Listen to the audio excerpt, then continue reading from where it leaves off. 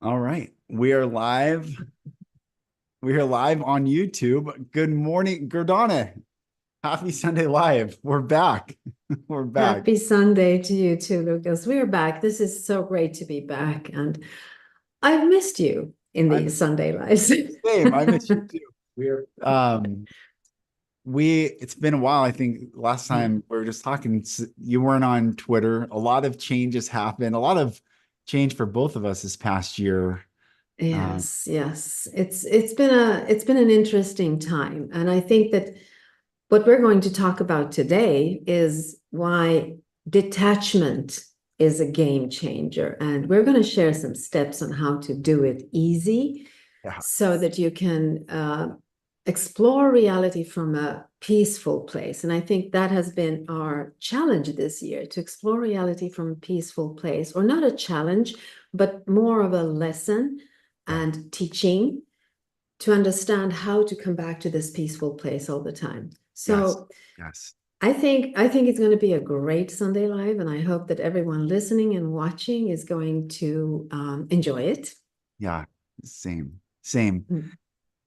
The I always feel like I start with the world is some sort of way, and then we're all trying to respond to how the world presents itself to us. Yeah, And yeah. what we were talking about earlier this week is I feel like I've been in this cocoon and Hmm. in this chrysalis moment in my life Mm, where mm, my beliefs, my identity, my I think even my dreams of who I am mm, and who I think I am and who I even if there is such concept of who I'm supposed to be in the mm, fullness of myself is all dissolving away in this moment. And yet I don't feel any low vibration from it. I actually feel this great trust and this sense of peace. But it's as if, and this is why I think the word detaching is so beautiful, is because it's as if everything has been detached from me. Even my relationships and mm, I mean everything, literally my mm, beliefs. Um, and there is going to be this other side of the chrysalis moment. And I think so yeah. many people are going through this not knowing how to detach. And so they're in this moment wherever the world seems so chaotic and crazy. And we thought this and it's actually that. And there's all these differing beliefs. And that can cause a lot of anxiety. And I think Mm. people are feeling a lot of anxiety. But as we set our intention before this call, just the highest peace and the highest love and the highest good for everyone to come to this understanding of how to detach in the midst Mm. of this. Yeah, I so get what you're saying here, because it's a question of you can't solve a problem while you're in the problem. No. So detaching means to get out of the problem, becoming more of an observer of the problem. And Mm, that's the only way you can solve the problem. Detaching might seem like you move away from everything, you become arrogant, you don't want to deal with it, but that's not what detachment is. Detachment is to find the ability to feel freedom. And you can't feel that while you are in the details of the problem. It's impossible. You cannot see the whole picture while you're in the details. And this is what detachment helps you to do, to see the whole picture without being involved in it, without being pulled into all the details and all the emotions. So detachment is kind of, you don't allow the emotions to drive you, but you are present and able to see everything around you. That to me is what attachment is. It might be scary for the people around you because they will feel like you're pushing them away. right. But I don't think that most of us, we don't want to push people away. We just want to be able to discern what's good for us and what's not good for us, what we want to have in our reality and what we don't want to have in our reality. It's a question of realizing how to become a more conscious creator in this reality. Yeah. And so detachment would be a tool to do that. Hmm. And there are several ways. I mean, you started detaching even though you didn't make up your mind to do so. It's Right. almost like your higher self guides you into this place where you can find stillness, even though there is chaos around you, Yes. and where there is no fear because you surrender to what is. And Right. then you are able to look at it.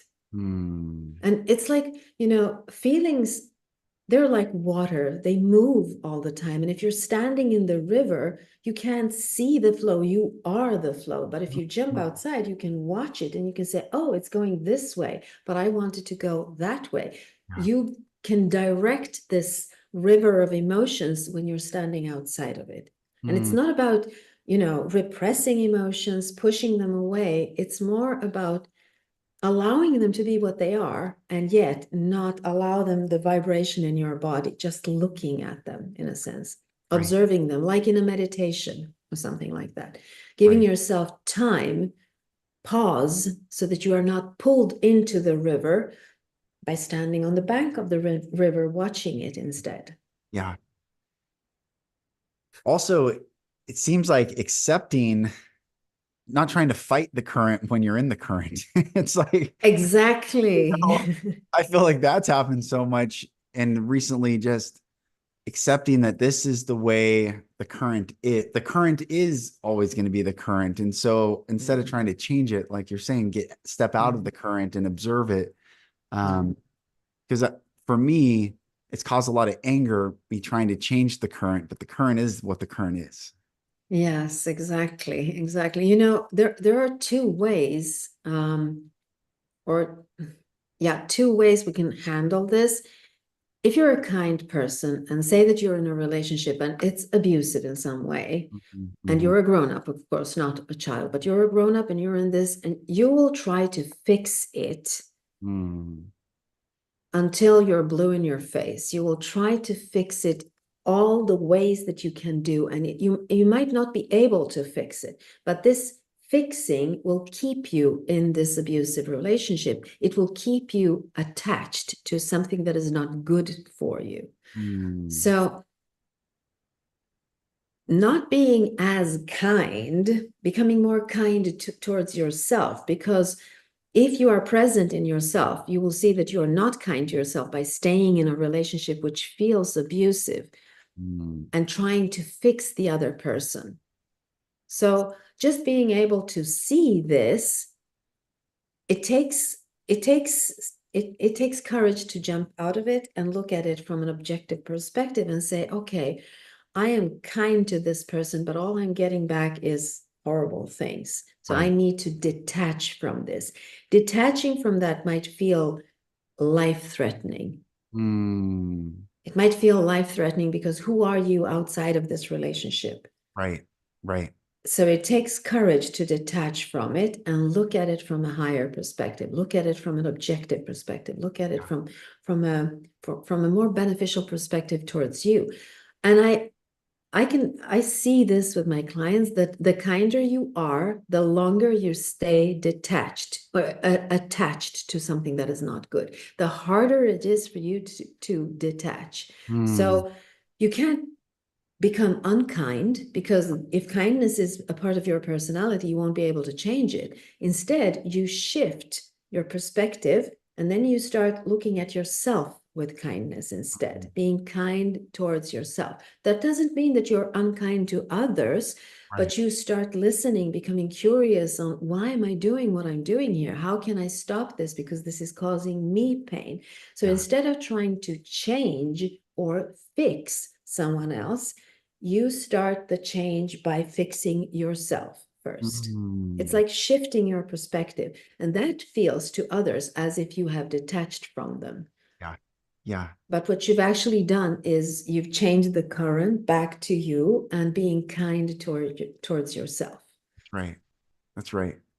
And that's how you avoid becoming bitter or angry or frustrated or whatever it is on the other, because you can't. This is a principle. You cannot break this principle. You cannot change others. Yeah.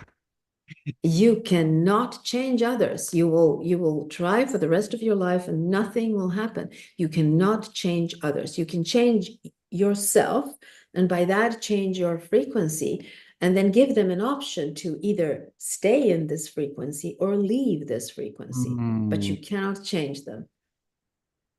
One of the big lessons that I'm learning this past year, I said recently on a podcast that two words could summarize my past year is humility and wisdom.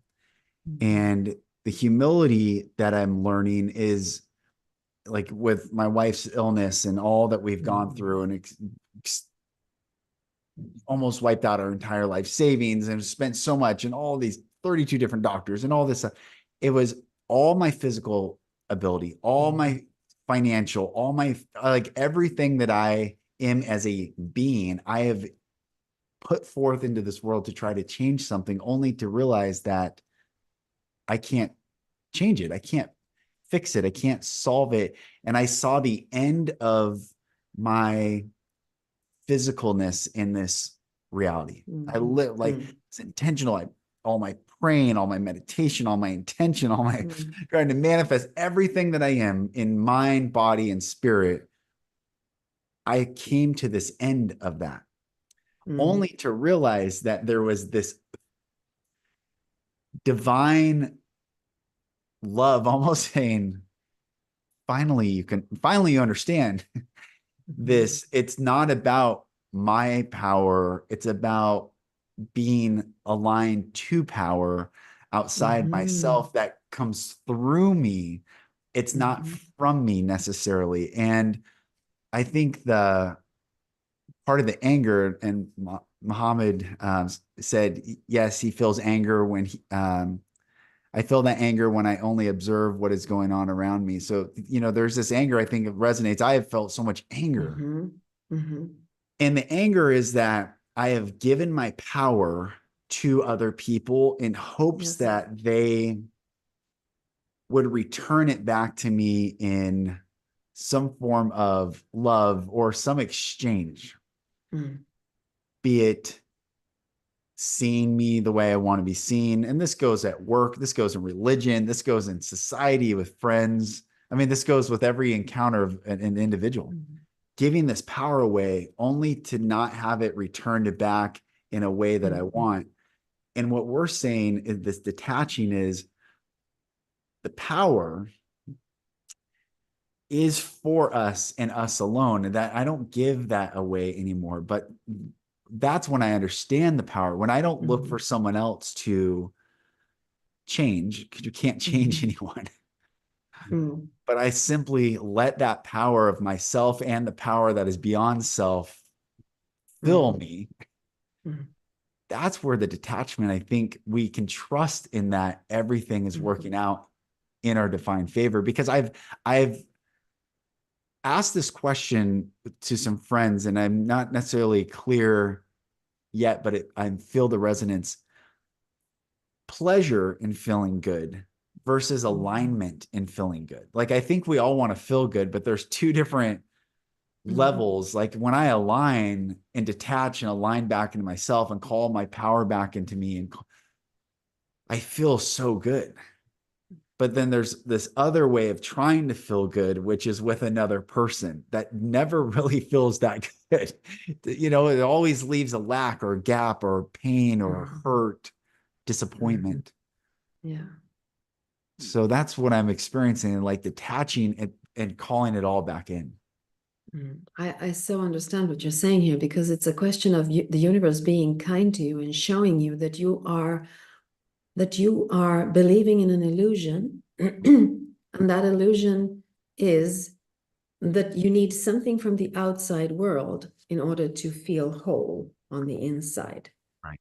That's the illusion. You can always feel whole. That doesn't mean that everything is perfect in your reality, but there is always this place of stillness, calmness, love, beauty within each and every one of us, regardless of where we are. We carry this thing everywhere. Wherever you go, there is peace if you want it. Yes. Yes. That being said, it doesn't mean that there isn't any war anywhere. Right. There is. It doesn't mean that there isn't any suffering anywhere. There is. There will always be. Mm, It's a question of understanding how can you help if you are a part of the suffering. You cannot you cannot elevate something with the same frequency. You have to have a different frequency when you're elevating something in the world. right. So I understand what it was Muhammad that said that Yeah. he's angry all the time. Or he's Uh, falling. Yeah. Says it yeah, happens to him and his family. They don't see him as he is. Yeah. yes, of course. But this is the universe telling him that all that is needed is him to see who he is. Yes. Yes. You know, how can you discover your own reality if you're always attached to someone else's version of reality? Mm, You have to be attached to your own version of reality and vibing on that frequency. Sometimes that feels like loneliness, solitude. yeah. Yeah. It does. But if you don't allow yourself to be pulled into the negative side of loneliness, instead of seeing it as solitude, as something that where you need to work on yourself, Mm, to vibrate on a high frequency, to come in touch with your own self-confidence, knowing that whatever it is that you choose to do is your path and no one else's path. right. I mean, I've been where Muhammad is right now. My family they did not see who I was. They tried to make a housewife out of me, Mm, uneducated housewife, just doing whatever my husband tells me to do. right. And they even saw the intelligence in me, they would see as a big problem, as a weakness, because I would not be able to handle myself as a wife. Mm, It would be a bad thing for me to be intelligent and a wife because I would question my husband. Now, mm, that is so far away from who I am. And if I would have tried to please them, I would probably have 5 children, live in a country where I don't want to live, and live with a husband that I really don't love. yeah. So, in order for you to discover your reality, your personality, your path, your purpose in life, you have to detach from other people's the expectations of who they want you to be. Right. Right. You have to be who you are. And if they love you, they will start vibing on your frequency because they will start trusting your image. They will start Mm, trusting your path because you trust it. And the mm, universe is showing you this. If they don't vibe with you, they're not your tribe right now. That doesn't mean that you have to cut the, cord with right. your mother. It just means that you have to stay true to whatever it is that you want to explore Yeah. in love and compassion. Mm. He said, "My God, that is also part of my struggle with them." So,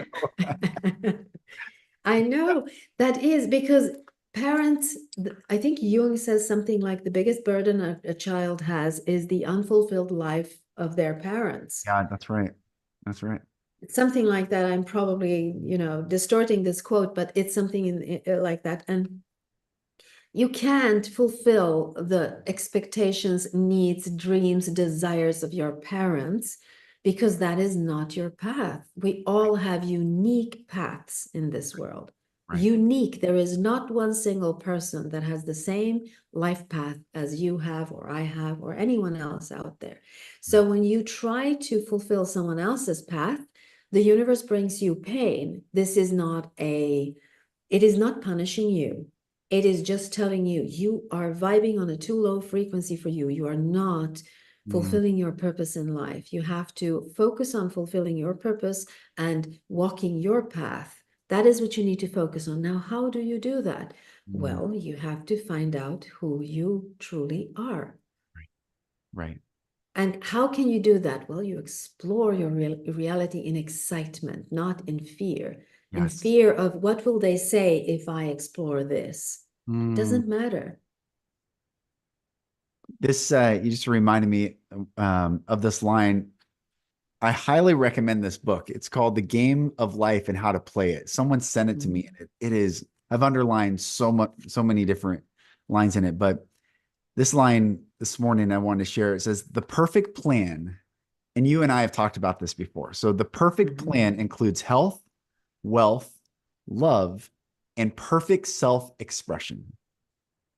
This is the square of life, which brings perfect happiness. When one has made this demand, he may find great changes taking place in his life, for nearly every man has wandered far from the divine design. Mm. We have talked Mhm. about before that health, wealth, love, and then what I liked about this is and perfect self-expression. That's the Yes. square. I'm like, God, that is so. It's so many times I think health and wealth and love, okay, would be nice, but perfect self-expression is like the completeness of this. And that's, I think, what we're when we can detach from others' expectations, desires, pulls, or Mhm. us giving our power to them, looking Mhm. for an answer, and we can come back to ourselves, then we can finally have that perfect self-expression. Absolutely. That it's so beautiful because the perfect self-expression brings you all the other things. Yes. Yes. Because nobody wants someone who isn't authentic. Everybody wants authenticity. Now, how do you find authenticity? Well, it's not by trying to fulfill other people's expectations of you.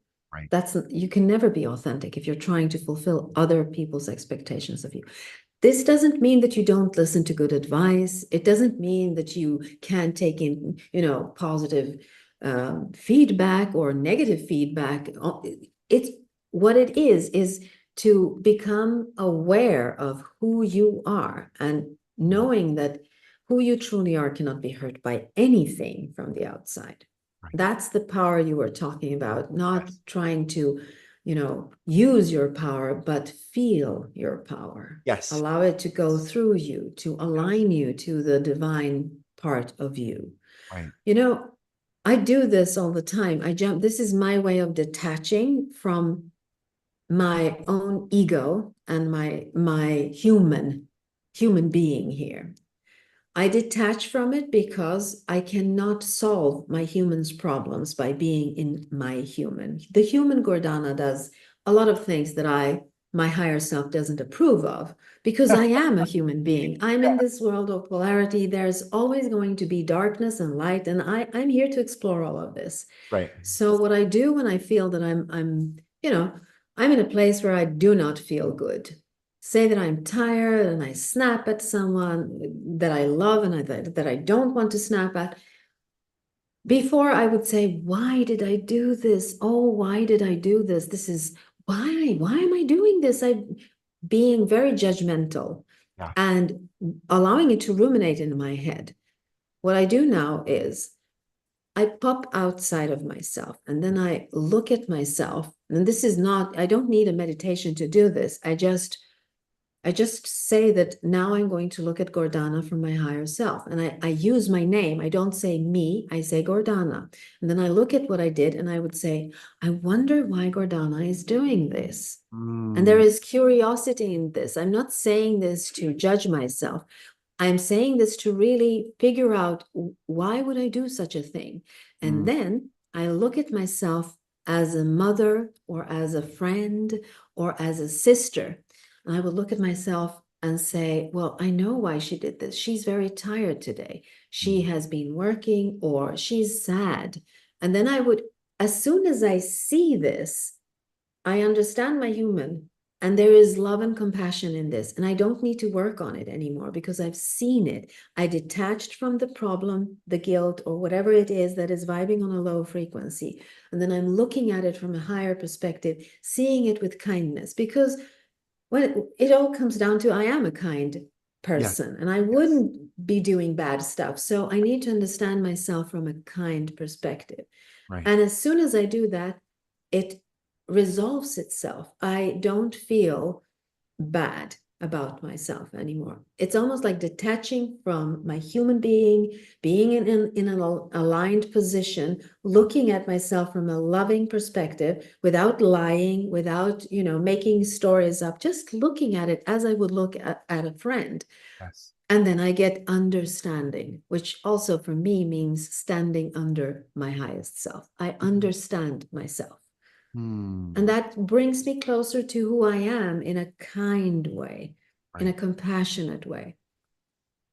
So, We talked, I don't know, some Sunday Live maybe years ago now, but we talked mm, about becoming the observer of ourself. And we talked about the Mhm. untethered soul and Michael Singer. And I used Yes. this example of the client the other day, and that when we're in a movie theater and we're captivated by the movie, we forget that Yeah. we're sitting in dirty seats that strangers have sat in. We don't know. But when someone sneezes, and this is Michael Singer Mhm. uses this example, someone sneezes or coughs, we get jolted out of being in the movie. And all of a sudden we realize, oh, we're in a theater watching a movie. And that detaching in our observation is, I think, the first step to detaching energetically or emotionally or letting this pull from anyone else. And what you're saying when you say, well, why is Gordana doing this, or what, Mhm. that's essentially what Michael Singer's saying is, Mhm. I always talk about it's in the back of my head. I Mhm. sit like up here and observe. But Mhm. there are stories of rabbis and sages in the past who will look at their physical body as a third person and ask why, and would even speak that they would say, I forget this rabbi's name, but he would say, whatever, rabbi's body is hungry. Rabbi's body Mhm. is tired, Rabbi, but he would not say, Yes. I am tired or I am hungry. And Mhm. he lived in this third person detachment, not Mhm. from, I don't think, a psychological Mhm. detriment, but actually a real spiritual power that he possessed within himself. Mhm. Yeah, I recognize this very much because I usually say, instead of saying I am angry, Mm, because when you say I, everything that follows I am, you create. mhm. So I am is the stillness. So it can never be anything else. Right. It is only I am. So instead of saying I am angry, I would say I am in a state of anger. Mm, And just saying I am in a state of anger detaches me from the anger. It is just a state of being, but I am here and I can say, okay, I want to feel the anger. So I allow this state of anger to be in me, and then I can push it outside and say I'm no longer in a state of anger. But saying I am angry, the feeling takes over the I am. That is when the ego cloaks you and you think that you are the anger. mm, You become the anger. mm. So instead of saying I am angry, I would say I am in a state of anger. It feels like when I'm detached from it, there's a door and it says anger. I can choose to open the door and walk inside of this state of being, this room, which is called anger. But I can also close the door and take a step back and say, okay, there is a state of anger. Do I want to be in it? And then just detach from it or engage in it. But just the choice, just the consciousness between, being angry and saying, do I want to be in a state of anger? No, I don't. No one wants to be in a state of anger, Right. really. Right. Or I am in a state of fear. Mm, It's the same thing. And what is the first step? Well, the first step is actually to take a step back. yeah. Yeah. I've been doing this for a while now, and I feel that a conversation with someone is going, south. It's going in the wrong direction. I Mm, would stop and I would literally take a physical step back. And mm, then I would push my arms down and I will pull my chin up like this. And that detaches me from everything because this is the opposite of engaging. When you engage, you take a step forward. right. Your arms are up like this because you're in a fight, and your Right. chin is down because you want to protect your throat. You don't Yeah. want anyone to hit you. So you pull your chin down like this. Instead of falling into the illusion that someone can hurt me from the outside with words, Right. I take a step back, allow my arms to fall down, and I lift my chin like this. Mm, And that allows me physically to feel more at ease yeah. and gives me a couple of seconds where I can discern, do I want to engage or disengage from this? Yeah. And when I know that, oh no, I don't want this conversation to go that direction, I also have the time to figure out how can I change the direction of this? And I can do this by being kind instead of reacting or becoming angry or allowing my ego to, pull some kind of trigger in me. Yeah. I can just say, no, I'll act in a different way. And I can use my mind to understand that the other person might not have meant what I thought they meant, Mm, or they are having a bad day, or whatever it is. But it gives me a chance to discern what's going on really. Now, what happens here is that when you are triggered, you hone into the person triggering you, like this way. If you take a step back and you allow the energy to not drop, but get mm, higher because you're not engaging, and you open up, you can literally see more of yeah. everything. And that gives you options. And Right. that's a detachment. For me, it's the same thing as becoming hyper aware, Mm, because I detach from the illusion and the play, the movie that is going on, and I become hyper aware of my own presence in it, of me looking at the movie.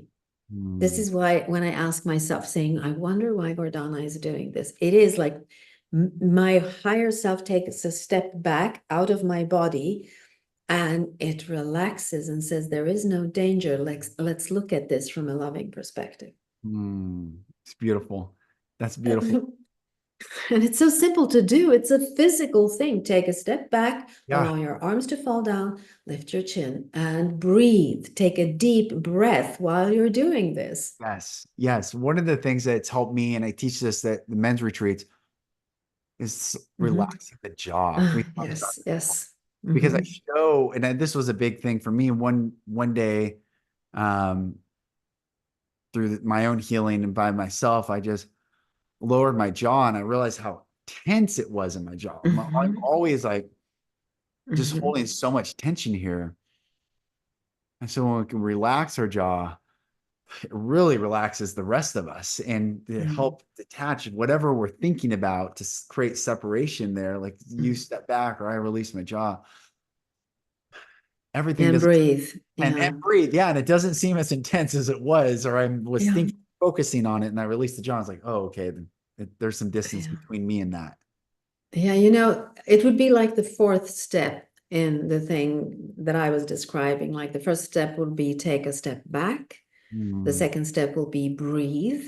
The yeah. third step will be allow your arms to fall down and lift your chin up. Yeah. And then the last step is it has to do with the jaw, Mm, because when your jaw is tense, you are when an angry animal, when you look at an angry animal, their jaw is tense because yeah. they want to bite. There is you have all the power, all the energy is in your mouth, so to Right. speak. So if you relax your mouth and close it, Mm, do not speak. Let the other one speak. Just listen. mm, And when you're in this state of a micro relaxation, you will be able to hear the other person from a different perspective. You might see that they're actually out to harm you and you don't need to engage in it. Or you might see that there's some kind of trigger going on within you and you can see their frustration and you can talk to them in compassion instead of anger. But loosening up your jaws and not speaking, just breathing and holding mm, your mouth closed. It's really important not to speak in that moment, to listen, because that will help you discern, is there real danger, mm. which there almost never is in words, Right. but you can discern, is this a friend or a foe? Mm, mm, So it's easy, physically speaking, it is really easy to do these things. And also, your body is sending signals to your brain all the time. So it doesn't always have to start in your brain. You can't right. think yourself out of these situations. And Right. there's a reason why you can't think yourself out of them. Because in a battle between an emotion and a thought, emotion always wins. Mm, Always. It always wins. So just allowing the body to speak to your mind by tricking it, in quotation marks, tricking it into thinking that there is no danger. When you lift your chin, you are literally telling your brain, there is no danger. I am confident in this. Nothing can hurt me here. Beautiful. That's It's beautiful. like bypassing your ego's attempts to save you from the big danger in the That's right. movie. That's right. Which reminds me of this other thing that I wanted to read from this book, Unveiled Mysteries, that this encounter this guy had in the 1930s with Saint Germain, which is an interesting character. But this is beautiful. Saint Germain's telling this guy, he says, if human beings could see their own thoughts, feelings, and words go out into the atmosphere upon the ethers, gather and gather more of their kind, and return, they would not only be amazed at what they give birth to, but would scream for deliverance. And if for no other reason than to blot such creation out of mind, they would, with full determination, face their own divinity and enter into it. Thoughts and feelings are living, pulsating things. The individual who knows that will use his wisdom and control himself accordingly. Yes. It's just such an incredible concept that if we're not detached, we're constantly in that current of that river, constant. We are constantly creating and receiving this emotional pull that we have no awareness Control when we're over. in it to control even how Mhm. to get out of it. So it makes us angry and it makes us hurt, and we've given our power away, and the current can hurt us or slam us into rocks or whatever the analogy continues.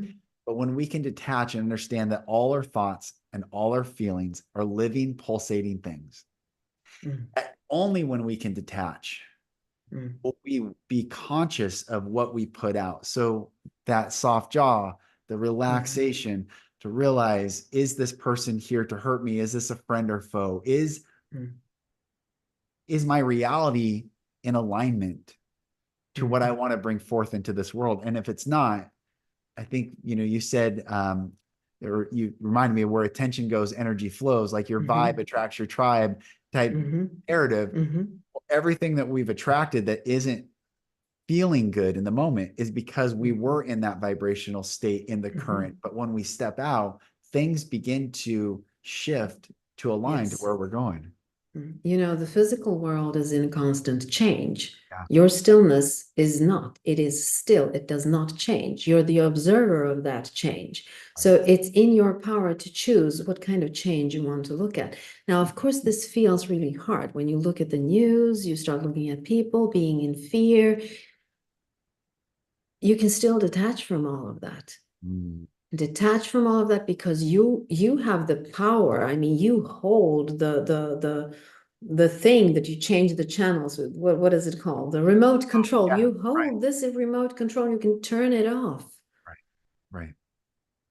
The media and the reality on the outside is wanting your attention because that's the only way for the reality and media to exist in this reality, by having your attention, because in your mind you are the co-creator of that reality. Right.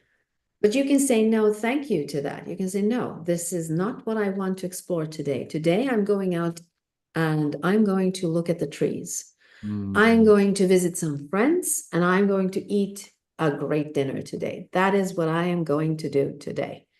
Because no one, even if you are alone in a room and you are, stressing over world events, things that might happen tomorrow, things that happened yesterday, which you have no control over, then you are actually choosing, even though you're not aware of it, you're choosing to invite those things in this room where you are, and they become your reality. So you have this power to choose what you want to invite into your room. And the room is your mind, what you want to invite in it. It's the same thing. The quote that you read, it's about understanding that everything that you explore in your mind is created in the ether, in the quantum field, Right. as a perfect match of whatever it is that you explored in your mind. And it is there. So you can choose, what is it that you want to explore? I'm reminded of a thing. There was this nurse I don't remember her name. Let me see if I can, Bonnie something. And she was interviewing people who were terminally ill. Mm, And she just talked to them. And what she understood is that, and I have to quote her, she says, I wish people said this. This is the thing that almost everyone said. I wish I had the courage to live a life true to myself, not the life others expected of me. This is what people say on their deathbed. Now, I think we should listen to them and say, okay, so what is the life that I want to explore? Of course, you can say, I want to own 10 cars, I want to have 4 homes, I want to do this. That is an exploration. But if you go deep down inside, and mm, ask yourself, what is it that I want in my life? That almost always, when you are authentic and come to the core of it, is to be able to enjoy every day, mm, wherever you are, with whatever you have, to feel peace, to be fearless, to have no fear in your body. mm. And you can't do that if you're constantly trying to change something outside of you. This Right. will always create suffering, always create a tension in you, never allow you to relax in it. Mm. Yeah. Yeah. See, So, it's interesting. who, Real yeah, quick, if you're saying that, I think the ingredient, because the fearlessness seems almost like what heaven is. I mean, it seems like the yes, ultimate state of beingness. yes. And yet there's the step to get there, which is courage, which is Mm-hmm. acknowledging the fear and then Mm-hmm. stepping through that veil. And I think so many of us in humanity get these cloaks put on us, and the cloaks are could be a cloak of religion, the cloak could be a cloak of family tradition or Culture. obligation or Mm-hmm. expectation or um, some framework of how to be. The cloak gets put on. Mm-hmm. And where courage comes into play is it takes a lot of courage to say, no, thank you, Mm-hmm. because it's people that are putting those on. It's not something that just Mm-hmm. happens. We're not born into these. It's always a human society or a group, a subset, family, some archetypes put these cloaks of expectation on us. And for us to find the courage and say, no, thank you. Yes, absolutely. That is one of the most important things, the courage to do so. Right. The courage is the other side of fear, Right. but detachment is freedom of fear. Hmm. So all it takes is sometimes you're forced into detachment because you simply cannot take in more. Yeah. Whatever it is outside, you can't allow anything in. So you Right. detach, and it's almost like the thing that you describe in the beginning of our Sunday Live, where you say, I've been living in a cocoon. Yeah. That's how it feels. It is a cocoon. It's a protective layer, Hmm. and you're looking at reality, but you're not allowing it to disturb Right. this cocoon-like sleep you're in. Yeah. Yeah. It's like you're doing whatever is needed of you, but not more than that. You're just in. Now, many people would say, well, that's depression. And I would say that's not depression. It's Oh, a question of the story you tell yourself about the cocoon that you're in. yeah. You are in a cocoon because you want to discern what you want to allow into your reality and what you don't want to allow into your reality. And I mean, you're not in a hurry. You're not going to catch a train. You have all Right. the time you want. That's right. So staying in this state where you allow one thing to come in, maybe two, but not more than that, because it gives you control. Yeah. Yeah. It gives you control where control is due Mm. here inside. Right. You're not trying to control anything else. You just try to control whatever comes in. Yeah. Now, it can be seen as arrogance from the outside. People Mm. will say, well, he doesn't care about anything. Shrug your shoulders. He doesn't care about anything. Mm. But that's not the truth. I know you because you care very much about a lot of things and you're a very loving person. So being in this cocoon for you means just to explore the power of choice Yeah. Yeah. and seeing also, explore yourself as a conscious creator because you choose what you want to create. Yeah.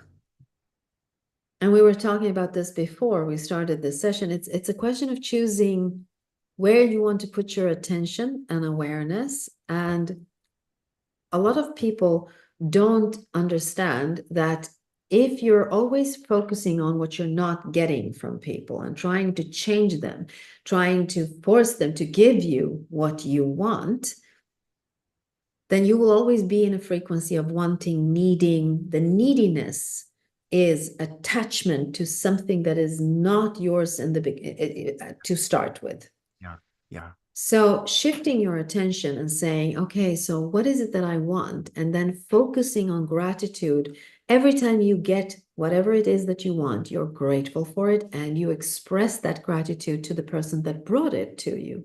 Mm, And yeah. so you shift the frequency and you start getting more of what you want instead of what you don't want. Yeah. This cocoon where you're right now is giving you the opportunity to shift this and then start focusing on what is it that I actually want, Right. Yeah. and doesn't allow you to slip back into, yeah, but I'm not getting it. What is Exactly. it that I want? And every time you get it, you enforce this by saying thank you and, being giving it more attention. That's all, because where attention goes, energy flows, and that is where you will find yourself in Right. that kind of reality. It's all, what do I want? A great question. Mhm. Also, what do I believe? And this has been Yes. a big component. Everyone listening, like I have come from such a, and Gordana knows this, such a staunch, dogmatic, heavy religious background. And I'm freeing myself of this at the same time in this cocoon of not letting that feels like a cloak of getting put on me and Mhm. standing there and understanding the truth of a soul in this body incarnate to understand, and even maybe soul is a religious word, but the soul in this body incarnated here in this moment without needing to step into any Mhm. box, group, identity, culture, none of Mhm. it without me first understanding, is this resonant? Is this an alignment? Am I choosing this? Or do I feel some sort of fear of disappointment? Uh, Mhm. is this right or wrong? Like I'm Mhm. feel like this beautiful experience of in this chrysalis moment to allow no other's opinion and no other's influence into this space. I think that's what the most protective Mhm. space of this is do Mhm. I, you said want, and it's also, I think belief probably is based off want. Mhm. Like, what do I Mhm. want? I want freedom. I want Mhm. love. I want truth. And I think those three are the trinity of my desire. And I want to see Mhm. everyone experience those three things. Mhm. How those get expressed through any modality, Mhm. I'm finding that for me, there isn't yet a modality that I've seen except go within myself that Yes. is the answer. And I have sought Mhm. all the religious answers that I have access to, from meditating with Zen Buddhist monks in Japan and rabbis and Christian preachers and all these people that are very influential in spirit. And ultimately, what I'm finding Mhm. is this truth within myself that if Mhm. it isn't in alignment, if I don't feel pure peace, you talked about peace. If it Mhm. doesn't bring peace, then it cannot, in my opinion, be true for Mhm. me. Therefore, Exactly. I Mhm. cannot compromise my integrity for Mhm. someone else's perception of myself. Absolutely. This is the core. I mean, this is where you end up when you start looking for yourself, when you start asking, who am I? this is where you find yourself in a place where you understand that if I'm looking for peace, love, understanding outside of myself, I won't find it. Right. It has to be found within, wherever you are, with whatever you have. Right. That is where it comes from. It cannot come from any place else. It can be enforced if you have a lot of other people doing the same thing as you do, in understanding, all of you standing under your highest selves. It becomes a beautiful thing, but you can still do it by yourself too. Yeah. It's there. Well, I think what you don't want in your life is emotional entanglement in things. Right. That is a great way. Because Yes. yeah, because this is the ego doing this. It will entangle you with other human beings. Like we are emotionally entangled with our. I am emotionally entangled with my husband, with my son, because there are deep Yes. roots Yes. here. There is love. There is this physical world. We have a soul agreement to explore this physical world here. And this entanglement, this emotional entanglement, is a part of Earth School in a way. So it is okay. But when this emotional entanglement becomes all you do all day long, all year long, it drains you. You need to step back, disengage, lovingly disengage, and look at it the way I say, I wonder why Gordana is doing what she's Mm. doing. And then returning back, because you can't release yourself from all entanglement here, Right. because we have this body and we're here to learn something. But I think that the lesson is, how fast do you disengage from things that are painful, that make you suffer, that make you want to do things like fulfilling the expectations of others. And Mm. all of these things are supposed to be done lovingly. It's not like you go home and you tell everybody to go to hell because I don't want to be with you anymore. Right. It's more of knowing what it is that you want and pursuing it without the anger, resentment, bitterness, whatever it is, just being in it. And it takes at first it takes radical self-acceptance. Mm.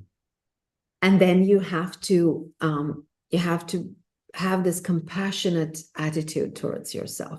Mm. Radical self-acceptance is for me to look at Gordana and say, oh my God, why is she doing this? This is causing her much suffering.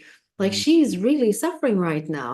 Why is she suffering? So accepting that there is suffering, looking at the suffering and saying, okay, I am in suffering right now, Right. without becoming victim to the suffering. Mm. Just looking at it and say, okay, sometimes we have to go through the emotion to understand that it is not as bad as we thought it was. Mm. Thinking about the emotion, thinking about the fear is worse than going through the fear. Mm. And when you go through it, you find yourself on the other side, which means that you have disengaged, or you're no longer entangled in the fear, and you can look at it from a different perspective. So disengaging doesn't mean running away, Right. Right. because here's the thing, wherever you are, there you are. You can't run away from yourself. You can fly to Australia if you want to. You'll still be you, and you'll still be exploring the same things unless you make a change from within. Yeah. Yeah. That's right. So it is like that. So when you say that you have this compassionate attitude towards yourself, then you have to realize that there is a potential in you. And this is how you do not fall prey to ego, where it tells you, yeah, it's so bad. I mean, oh my God, it's horrible. And you stay in this victimhood. When you see that there is suffering and you understand that you're a victim of the suffering, then you need to see, how can I get out of this? Mm. And you need to see the potential that is in you. And the potential is what you were talking about, feeling this power going through you, saying, I don't have to stay here. There is nothing that can keep me here unless I accept it as truth. Yes. Yes. And that's the whole thing. Like, navigating through this. And the key thing in all of this is compassion towards yourself and Mm. patience with everything else on the outside. Mm.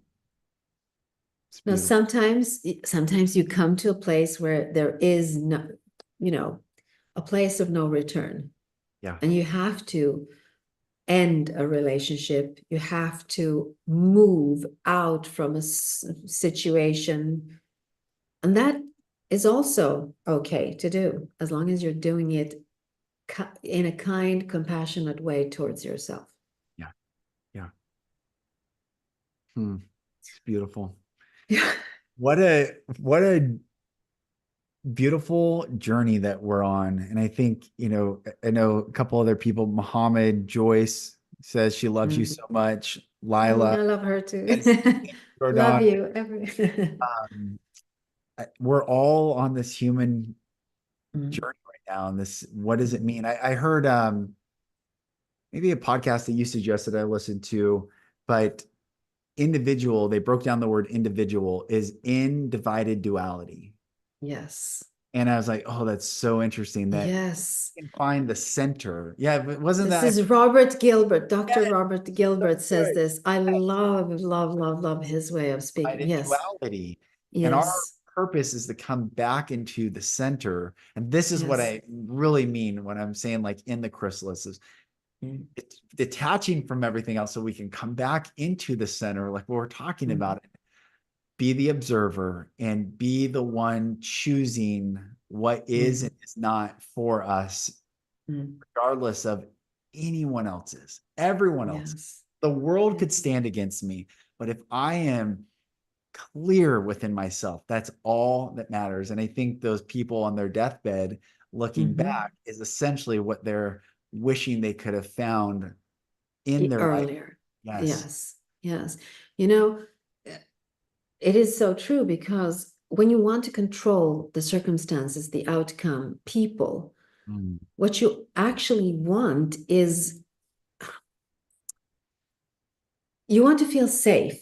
That is what you want. So this is why you try to control things on the outside because you want to feel safe in an environment. I'll give you an example when my son was younger and he was having arguments with my husband, I was triggered by this because where Mm. I come from, you did not argue with your father.